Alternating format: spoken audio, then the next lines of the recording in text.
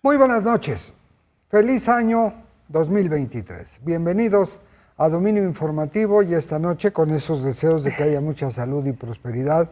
Saludo a Georgina Gagiola. Buenas noches, Georgina. Muy buenas noches, muy feliz año para ti y para toda la audiencia. Y para toda la audiencia. Félix Fuentes está recuperándose de un problema bronquial, no grave afortunadamente. Entrega también esa felicitación a todos ustedes y no cabe duda que el día anteayer, precisamente en Culiacán, Sinaloa, pasó lo que nunca en la historia de México. Detienen al hijo menor del Chapo Guzmán, Ovidio Guzmán López, en un operativo de madrugada que evitó, por la hora en que fue entre 2 y 3 de la mañana, que hubiera una masacre como la que pudo haber ocurrido la vez que en 2019 el presidente López Obrador ordenó que se suspendiera el operativo y quedara libre el propio Ovidio o el ratón, como le llaman. Todo esto generó una serie de reacciones casi inmediatas. 250 vehículos robados, 19 incendiados camiones en bloqueos, balaceras. Georgina, ¿qué opinas tú de todo esto, que además tiene más datos de lo que fue pues, noches y días de pesadilla? Bueno, a mí lo que más me llama la atención de este tema de la detención de Ovidio Guzmán es pues que las Fuerzas Armadas han dicho que habían estado 6 meses buscándolo, que ha sido todo un tema de inteligencia, que tenían mucha información, etcétera, sin la ayuda de la DEA de Estados Unidos. Y esto me llama la atención porque entonces sí sabemos. Esto nos dice que sí saben dónde están los delincuentes, cuándo están los delincuentes y que sí tienen una capacidad para hacer este tipo de operativos. Y sin embargo, en los primeros 5 días del mes, los primeros 5 días del año, en México ha habido 240 muertos solamente por cruces de fuego en todo este tema de la delincuencia organizada en nuestro país. Es impresionante también el saber. La DEA ya no trabaja en México porque el presidente López Obrador la corrió. Dijo que no quería que estuvieran aquí después de 40 años de estar la DEA y trabajar en combinación con la que fue Procuraduría General de la República, con la Judicial Federal y luego con la Fiscalía General de la República. Esto que mencionas tiene mucho de sentido. 6 meses, dice el secretario de la Defensa, Crescencio Sandoval, tardaron en dar este paso de aprehensión. Sin embargo, una aprehensión así, de un personaje así, no habla de muertos. Iba solo. ¿Qué pasó con los que lo estaban cuidando? ¿En qué momento se da esta aprehensión con una rapidez, eso sí, de verdad impresionante? Porque lo detienen, lo llevan a unas instalaciones en el aeropuerto de Culiacán, en el de Mazatlán y en el de Guasave. Hay balaceras, disparan a un avión comercial de Aeroméxico, le dan a un tiro al fuselaje donde hay una fuga de líquido hidráulico. El pasaje que estaba ya esperando despegarse tiene que salir del asiento y tirarse al piso, y bajan 2 aviones de la Fuerza Aérea Mexicana, también ese aeropuerto en medio de fuego. Nunca, ni cuando detuvieron a Caro Quintero, a Miguel Ángel Félix Gallardo, ni cuando detuvieron a Doneto, ni cuando detuvieron al Güero Palma. En ningún caso de grandes capos se había dado a Juan N. Guerra. En ninguno de los casos había habido ni el 1% de esto. Bueno, al mismo Chapo Guzmán, ¿no? Claro.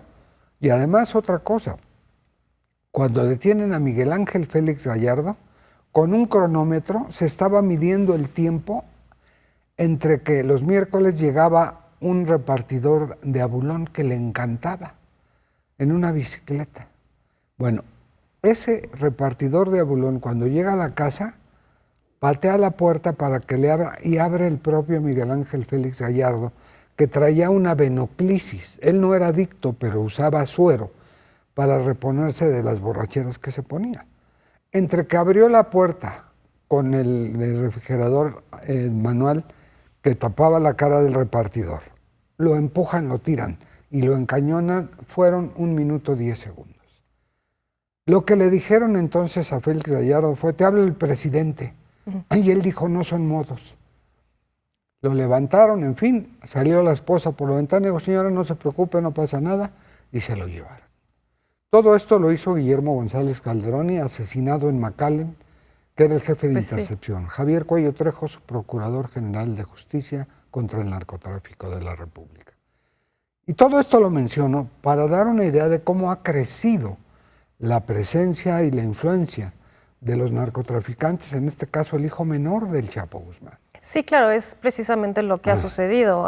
Llevamos 17 años en esta guerra contra el narcotráfico en diferentes momentos de los sexenios, denominado de otra manera, la lucha contra el crimen organizado, contra el narcotráfico, etcétera. Pero vemos que cada vez es peor, y lo que sí nos queda ahora muy claro con las imágenes que hemos visto, pues es la capacidad de las armas que tienen, la capacidad de organización que tienen, y frenaron a un Estado de la Federación, como dices, nunca había sucedido, y pareciera un tema menor de que la gente o la población se quede dentro de sus casas. No tiene nada que ver con el asunto, obviamente, pero yo recuerdo esas imágenes, por ejemplo, cuando salió el EZLN el 1 de enero y que, pues que había un grupo guerrillero que había amenazado, había declarado la guerra en contra del Estado, etcétera, y era toda una noticia brutal, ¿no? Y por supuesto que no pusieron en jaque a todo un Estado, y no sucede, no estaban armados como esto. Te digo, son fenómenos diferentes, lo entiendo, la comparación no necesariamente funciona, ¿no?, para lo que estamos hablando, pero la capacidad que tiene el narcotráfico, y solamente en Sinaloa, y solamente ese cártel, ¿no?, es muy impresionante cómo hemos perdido el Estado de Derecho en México. Sobre todo porque alternamente o paralelamente en Ciudad Juárez, Neto, el delincuente que es motivo de una incursión armada en el penal donde se fugan 29 reos más, iba huyendo, lo ubican, 2 de la mañana, cerca de una gasolinera en Juárez, se quiere escapar, huir, choca el vehículo, se baja disparando, y ahí el término es lo cosieron a tiros al Neto. Quedó en la caja de una camioneta pick-up, ensangrentado y por lo menos con 9 impactos de bala, pero balas que, como bien señala, son de un calibre impresionante. Sí. Además, la capacidad de fuego, que poco se habla de esto, y el secretario de la Defensa, en el de Marina, en el de la Guardia Nacional lo refieren. Disparan y disparan y disparan cientos y miles de cartuchos, sumando Juárez, Zacatecas, Sinaloa, y no se detiene la balacera, al tú por tú, y a veces superando la capacidad de disparos del ejército. Todo esto da cuenta de que la famosa mesa entre México y Estados Unidos para evitar el tráfico de armas y de cartuchos, pues eso lo es, o una mesa. No, bueno, la verdad es que en este tema de las armas, ellos son los fabricantes de las armas en Estados Unidos, ellos son los proveedores del propio ejército en Estados Unidos. Eso no va a cambiar, porque ellos proveen a su propio ejército y con ello controlan el mundo, digamos, ¿no?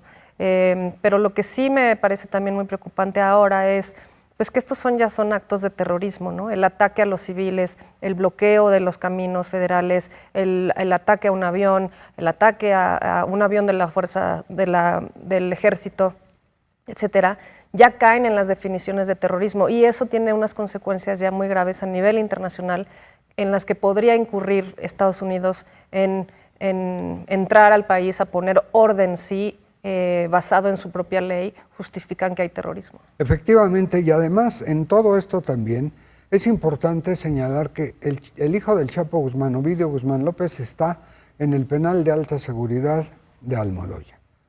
Su extradición no será fast track como en otros casos, por todo el proceso que se tiene que llevar a cabo. Pero hay solicitud de extradición a Estados Unidos porque resulta y se revela que Ovidio Guzmán era un gran introductor no solo de cocaína, de marihuana, de amapola, sino de fentanilo, que es la droga que más ha depredado a la población norteamericana adicta a este enervante. Así es. Bueno, pues así están las cosas y habrá que esperar que llegue el presidente Biden, de eso hablaremos en otro programa de esta misma serie nuestra, que es En la línea de Félix Fuentes, y que desde luego nos permite a la vez de desear nuevamente un mejor año, desearles buenas noches, Georgina. Muy buenas noches y feliz año.